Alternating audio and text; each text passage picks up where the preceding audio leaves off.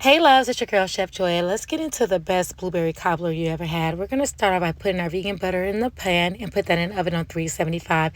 We're going to work on our blueberries, and I use frozen thawed blueberries. You can use fresh, and we add our Grand Marnier and the rest of our ingredients. Please take a screenshot or save this video for later because you're going to need it.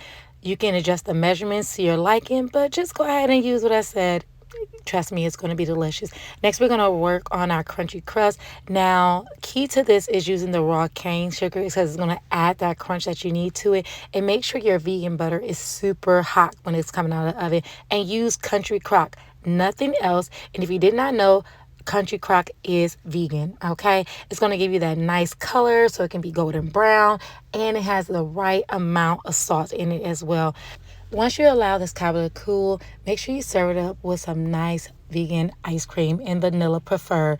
Take this to your grandma house, that auntie who thinks she's better than everybody, and let them know what this vegan recipe do. If you're not following me already, make sure you follow me. And be sure to check out my vegan soul food cookbooks, link in the bio. Ciao!